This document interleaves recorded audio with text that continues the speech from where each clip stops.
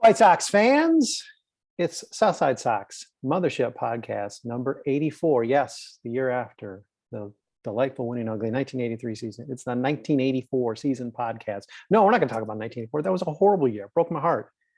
Almost, well, I'm always going to be a Sox fan. I guess I couldn't say I was going to give up on the White Sox, but let's just scratch that. But we will talk about the 1983 White Sox here briefly in this podcast. Welcome. Did I say my name is Brett Ballantini? Well, it is. I have three people with me. You know them all. If you're watching, you recognize them.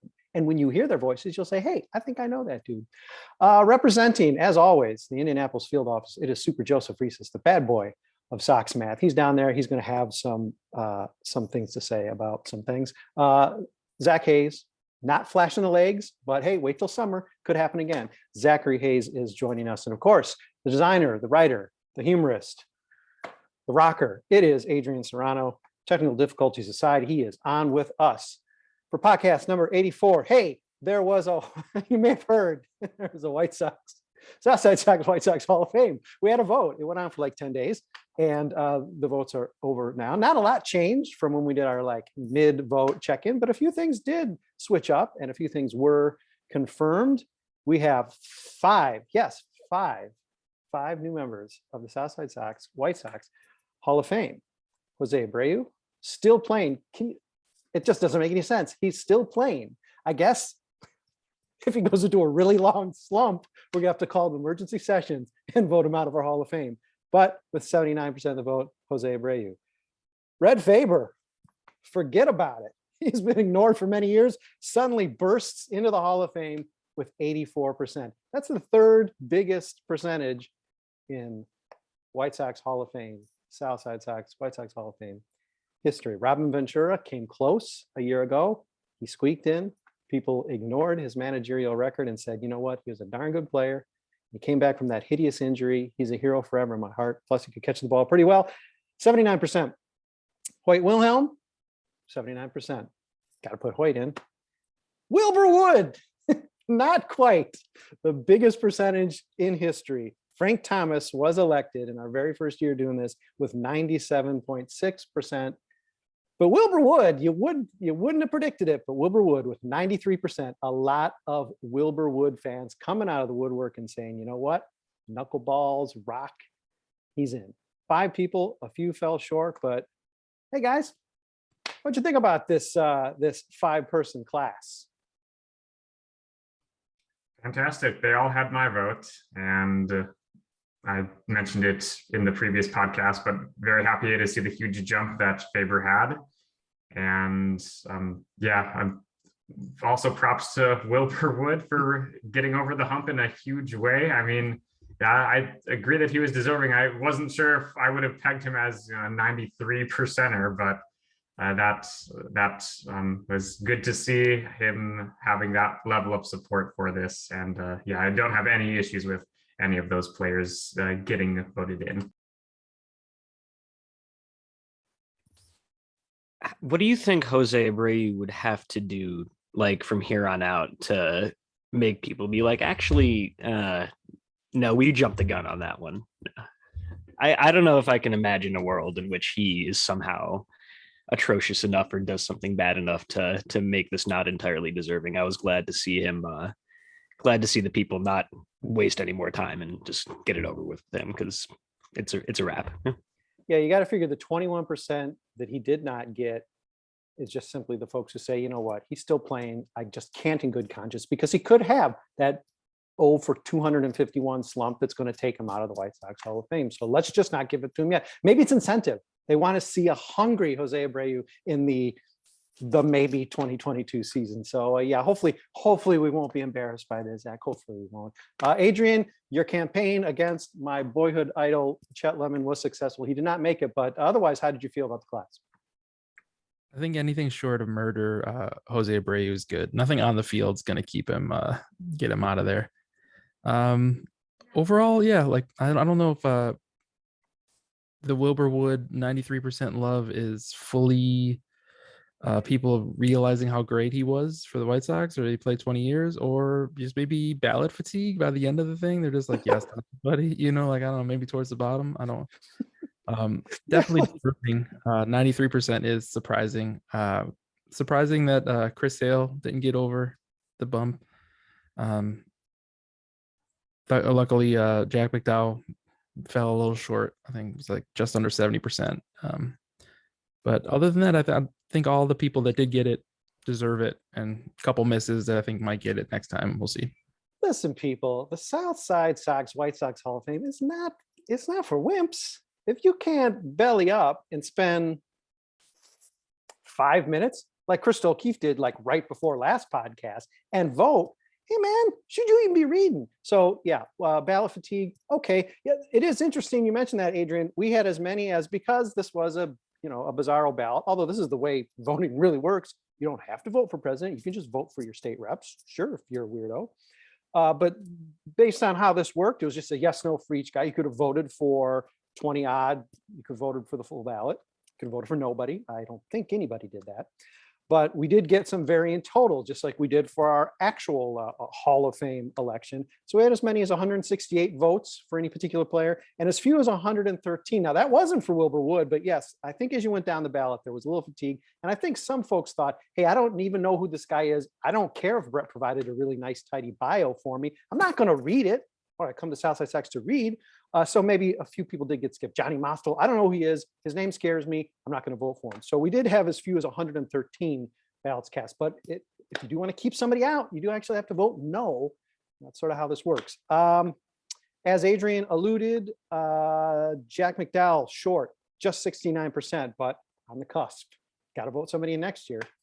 Maglio Ordonez, 61%. Chris Sale, 65%. He's still playing. Plus, he cuts up our throwback uniforms. And Ray Schalk in the actual Hall of Fame doesn't have the greatest case for the Hall of Fame. He certainly has a pretty good case for a White Sox Hall of Fame, yet still at just 69%. Outside looking in, very, very chilly.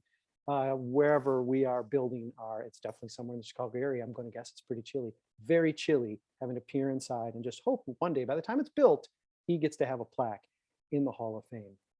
Bad news for Lance Johnson and Johnny Mostel, both of them only getting 30% of the vote, which is quite a bit of support. But those were our last place finishers, so they will be off the ballot for a devastating 5 years. One Dog, we will see you again later this decade. And we do have some people coming back who were voted off in our very first vote, because we're going to have a 6th election next year. Willie Cam, Thornton Lee, Jerry Staley, all three will be back on the ballot, so you can vote them back off. Say no, if you're just a real angry voter. And if we don't have a season 2022 preview for the second half of the show, you might be very angry come time to vote next year. We had some fun other categories, and before I run down some of those totals, anything jump out at you among our bonus categories more than ever? We skipped them entirely last year, I guess, because I was just very angry. I was a very angry writer last year, and we voted like one guy in, barely. I think Ed Walsh, like massive hoss, best pitcher in White Sox history, I think finally got in last year. I think it was Ed Walsh. It was somebody. Only one voted in and no bonus categories. So that sort of sucked. We definitely didn't do a podcast about it. Or if we did, it was a really boring one. With all these bonus categories, anything jump out at you results-wise, category-wise, what we need to do next year-wise? Carlton Fisk came out and made it kind of closer than I was expecting in the defensive play, like against a World Series play. People just love the 80s. They love those jerseys. Yes, they do. Yes, for the defensive play, Juan Uribe killed it, of course, a World Series play, 48% won. But yeah, Fisk, the last minute throw in, I think after we did our preview podcast, I'm like, oh yeah, there's a few more things I should throw in, like Adrian's La Pantera home run. And I just threw Fisk on there, and look, he ends up strong showing that ridiculous play in New York where he tagged two guys at home plate. Joe, Zach, what else jumped out at you?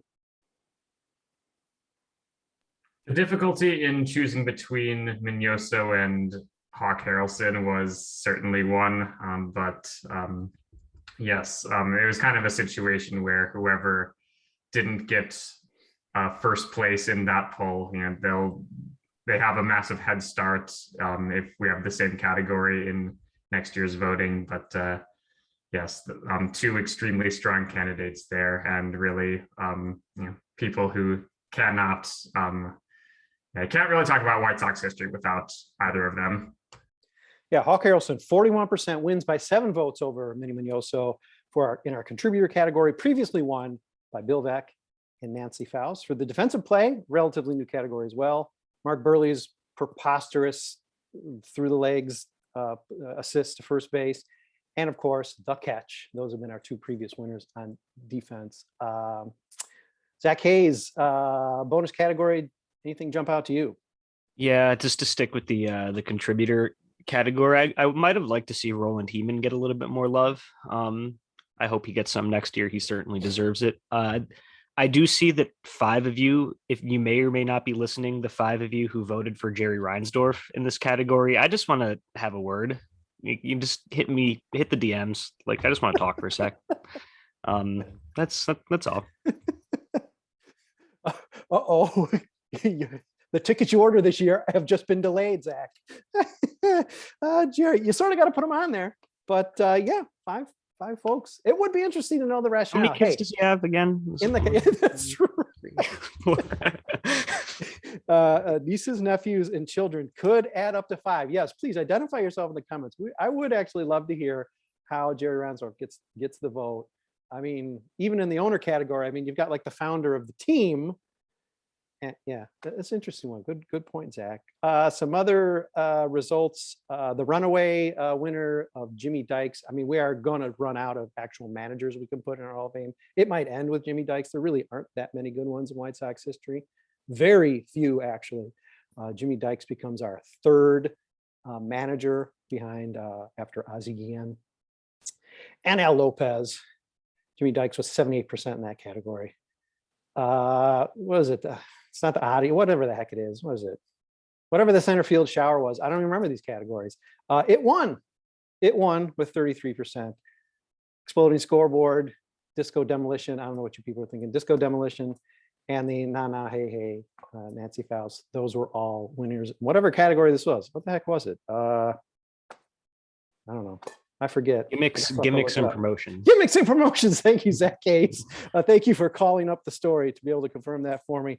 In a very, very tight vote, Scott Pasednik wins the 2005 moment by just 4 votes. This was a very tight battle. Previously, the 4 consecutive complete games, and the 11-1 run through the playoffs had won. Going to be a fierce competition next year or whenever we throw that category out there again. Scotty also won just for simply this new category of home run. So Pasednik, he should probably like come on the podcast. He's got like 2 plaques now in one election for the same home run. That's actually pretty lazy. He should have done more. I might have to take one away from you, Scotty Pods. 27%, 4 votes, he won. Talked about Uribe, talked about Hawk. Somehow, the 1983 uniforms that in last podcast, we all remarked that we're a little tired of every Sunday. It made a rally. It was not winning when we talked for the mid-election podcast, but it surged past, I believe, the 1917 duds, but all 3 of those, 1917, 1983, and 1959, were all grouped together. A fierce battle. 1983 wins by just 2 votes. So apparently that will give the White Sox license to have them as the Sunday uniforms for another 20 years, because why not? It was such a memorable team that won 99 games and then sort of choked and got beat up and intimidated out of a World Series appearance in 1983. Remember? We said we were going to talk about 1983. Now we're talking about it again. All right, before I weep, anybody else want to throw in for some information about any of these other bonus categories? Big Hurt, Chicago Dog, 1976. Zero votes for El Duque for nickname, which was interesting. Like, it's an interesting nickname to not have any votes. I was surprised that I'm not surprised 2005 was a contested category. I was surprised that the uniforms were as close as they were, like that, 3 had that big of a draw, or that was that big of a, competitive category. But yeah, I'm thinking we brought on the hate vote for the we did. We'll last show Serrano he doesn't like that uniform anymore. They're gonna be 7 days, the new home uniforms next season. It was brought to my attention in the comments that I neglected because I don't eat most of the foods that I put in the food category. You know, I opt out of most of that, and I believe Super Joseph Resis does as well. So I completely spaced on the Polish. That should have been on there. However, that would have just split the vote. I would assume that would just split the vote further with the sausage and maybe even the Chicago dog, but Chicago dog ran away with that. I like the fact that Helmet Nachos made a valiant run to win it all. Helmet Nachos next year, who knows? You know, cross your fingers, unless Polish really steals your thunder. Could be Helmet Nachos. Have any of you ever had Helmet Nachos? Oh, but of course, the helmet nachos are a staple. One more playoff appearance with Adam Wainwright talking about him on the broadcast, and they'll have more than enough support. And That's true. by this time this rolls around next year. I should say Helmet Nachos, or these days Helmet Sunday. I mean, I guess that's a basic two sides of the same coin. But Adrian, Joe, have you imbibed in any helmet platter, helmet cookery before? I can recall. I don't think I have eaten anything out of a helmet before. I feels like I'm missing out after this discussion. It makes me a little bit hungrier, you know, hearing this discussion. But yeah, I have yet to experience it. When I was on the beat, they would provide at Sox Park, at least, they would provide hot dogs. They would provide free I think cookies and free hot dogs. But usually Rick Tellender would devour all the I don't eat hot dogs anyway, but he would usually devour them all. I didn't want to get a finger bit off by the guy because he'd always, every time I saw him at the park, he was like going for a record each time. Apparently he never, ever ate outside of the park. But what I would do, the only time I did ever have helmet nachos would be I would like go down into the seats. I was there early, you know, whatever. It can be a boring job.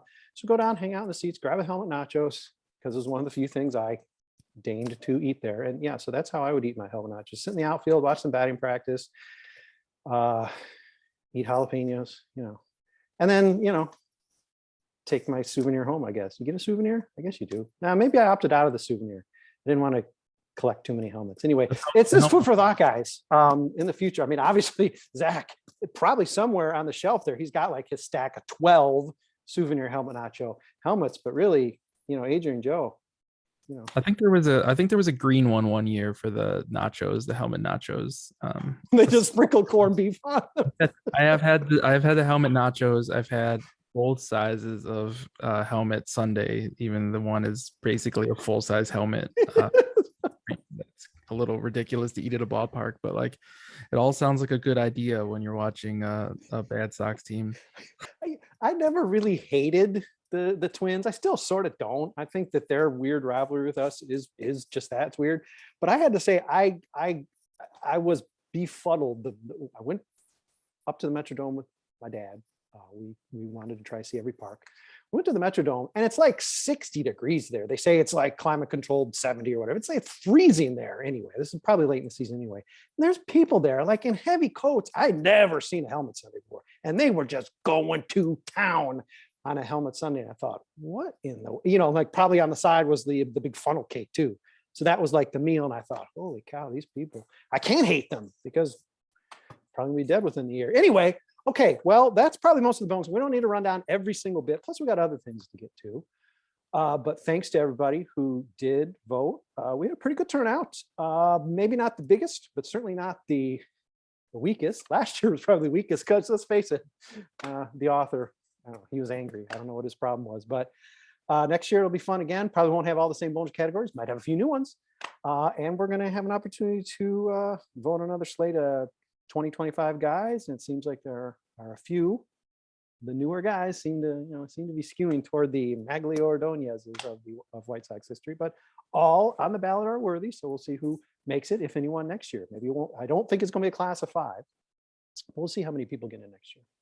We're going to take a quick break, and we're going to talk about other things not having to do with the yet to be built, because we don't have our SB Nation funds yet to be built White Sox Hall of Fame for Southside Sox after our break. Stick with us.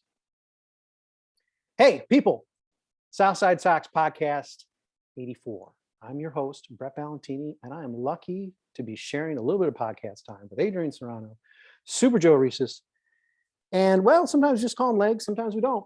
It's Zach Hayes. We are talking now. We're going to segue away from the Southside Sox Hall of Fame and talk about, I don't know, baseball. We should be having a really exciting podcast where all our eyes are lit up. probably breaking out into sweats. Zach's probably going to be like showing off a New Jersey, and Joe would be showing off his first nacho helmet ever. And Adrian, probably some new t-shirt designs based on our anticipation of spring training, but spring training is not to be, almost certainly to be delayed. Well, it has actually been delayed. They're supposed to, pitchers and catchers report as of Tuesday, Wednesday. So how are we feeling about the way things are going right now? Let's just start generally. We don't have to mine down into anything very specific, but feelings about the 2022 season based on the 2 ownership proposals since the lockout, which I'm not sure if a counter proposal can actually get worse, but it does seem like the ownership proposal actually got worse. Feelings about the 2022 season smack dab in the middle of the White Sox contention window. Well, we're no closer than we were a week or so ago, and that's, with now the original scheduled day of pitchers and catchers reporting to spring training, with that now having come and gone, that's really not a good thing. I mean, I thought at this point the discussions would kind of be accelerating and we'd be kind of just tying up loose ends, but at this point there's much more to be done than just that. And yeah, struggling to be optimistic about how it's shaping up at the moment. And yeah, will the regular season start before May? I would like lean toward ever so slightly yes still, but it's close. I mean, yeah, there's not a lot of reason to be hopeful, especially with the recent report about owners trying to cut costs in minor leagues, which I mean, just have like less baseball. I mean, baseball owners not wanting there to be as much baseball, it just doesn't make a whole lot of sense, and leads me to believe that there's a lot of work left to be done. Yeah.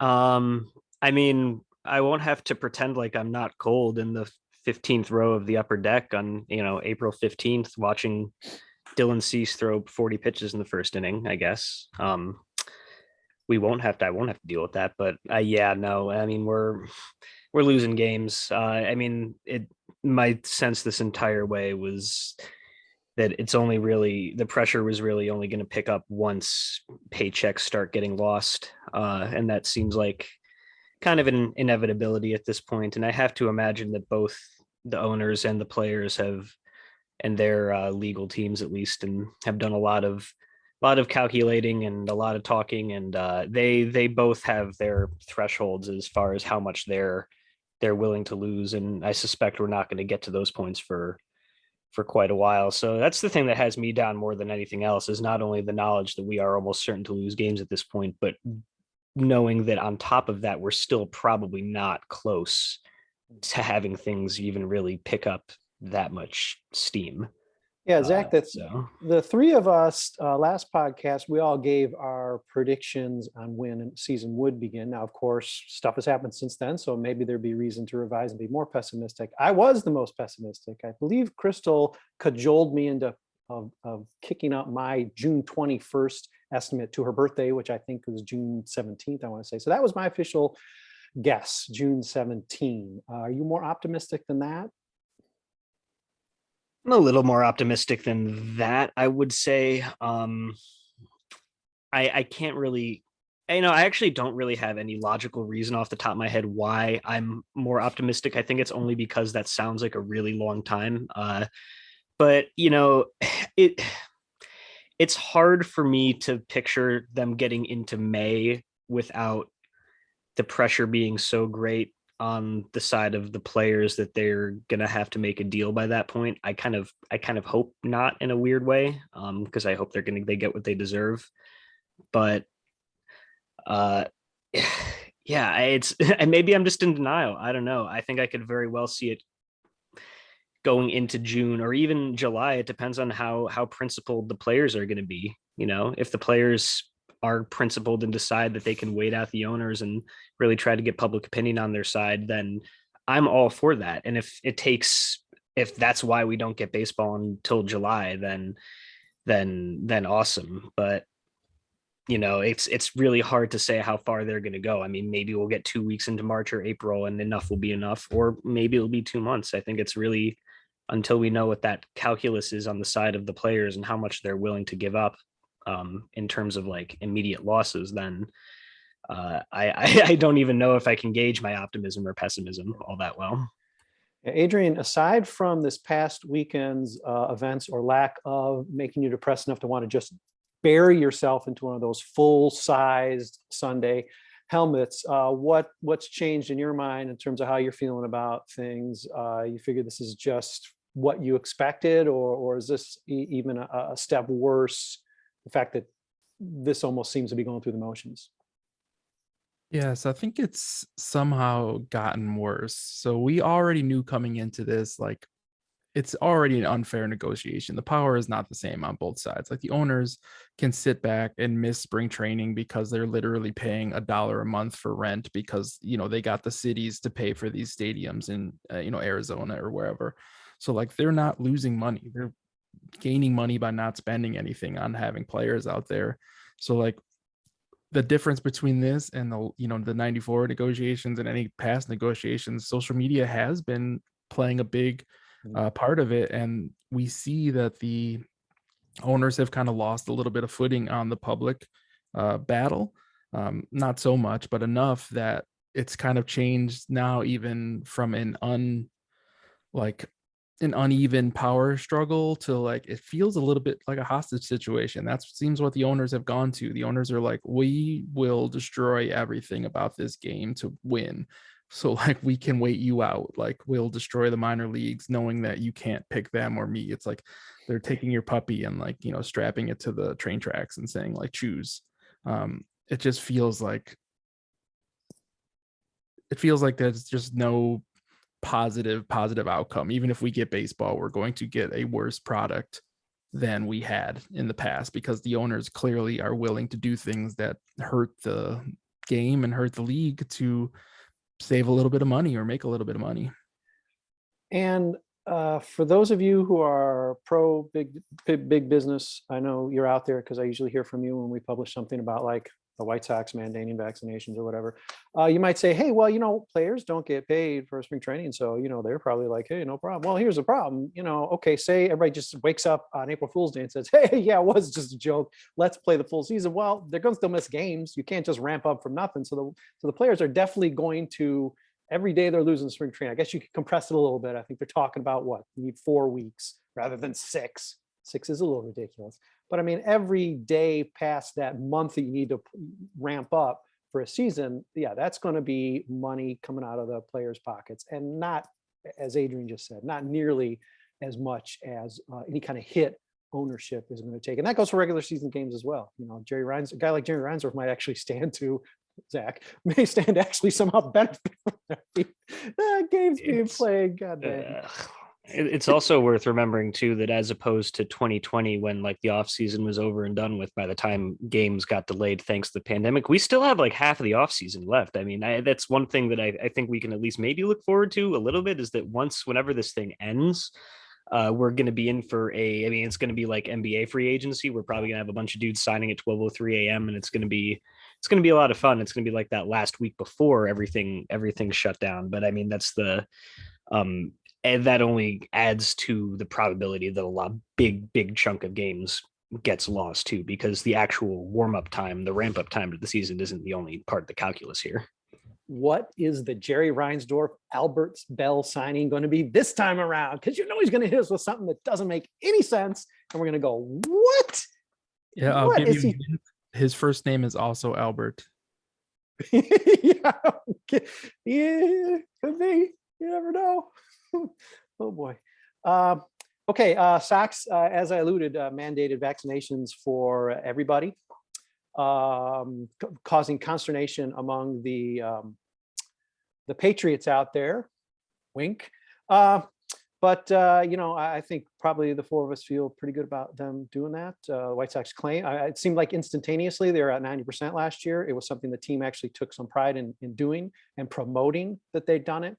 And the White Sox claim that everybody who's in spring training last year, maybe not every single minor leaguer, but certainly everyone who's in spring training last year, probably, let's face it, is probably the whole organization, did get vaccinated last year. And this year, not only are they going to not let you play if you're not vaccinated, they are not going to release you. They're going to just put you in the penalty box so you can think about what you're doing. You're not going to get to go to some hobo team that doesn't care and play ball with, diseases or whatever. We feel pretty good about the Sox vaccination stance they're taking. We can always count on Jerry to protect an investment. Right to the cynicism. I mean, you saw what happened to Yohan Moncada. I don't know how you can see that and say, like, I have too much money invested in all of these other guys to let a guy come from, AAA or single A and, risk any of these guys not being able to perform when I need them to. Yeah, this is tough. This is like a whole nother podcast. Really, we could talk a lot about this, and I hate to give it sort of short shrift, but I do want to actually get to really what this whole podcast is all about, and that is who from Southside Sox should be appointed as a mediator between the owners and the players to get a deal done. I'm interested to know your thoughts. So, who do we have in mind? I'm going to send Crystal down to the MLB offices or wherever the hell they're negotiating at. I don't know. She's level-headed without giving ground, I guess you might say. I think if more baseball people were like Crystal, we wouldn't be in this mess. So that's my logic. Rooting for you, Crystal. A bonus, Zach, is that she would have some baked goods packed. So there's like that there's a carrot and a stick there, and you can't really look past it because the guys get hungry at some point. So you never know. Joe, Adrian, who do you think? Hard to go wrong with Crystal for sure. But yeah, I would give a vote for Ashley Sanders. I think she'd be very prepared and would be very good at conveying her thoughts and opinions. I mean, yes. Yeah, she'd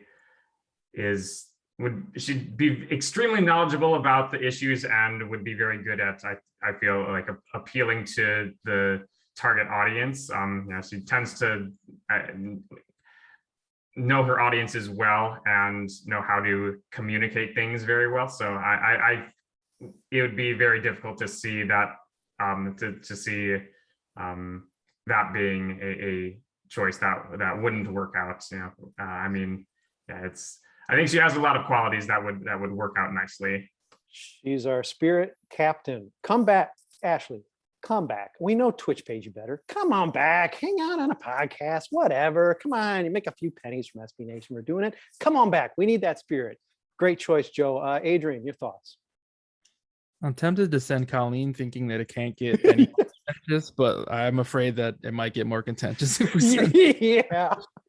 So I think I ended up settling on Tommy Barbie, who's got a good amount of common sense, but also can get tough when it has to, and lay down the law, which I think we need a little bit of the law laid down of who the real product is and who's making the game what it is.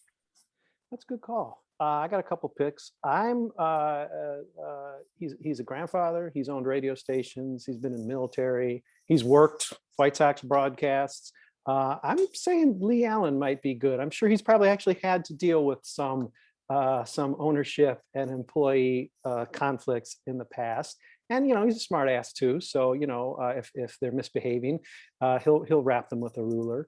But if not, because he might just be a little too, he's going to keep throwing in like the Hall of Famer baseball. He's going to like make those references like every other line, and that might get tiresome, especially for the other 29 teams who don't really care. Actually, are sort of happy that we have that to focus on for yet another year. So I might actually pick Adrian Serrano, because Adrian's got a thing where he does, sometimes he can be very soft spoken, and I think that's just enough. It's like a Shaquille O'Neal thing. It's like it draws you in.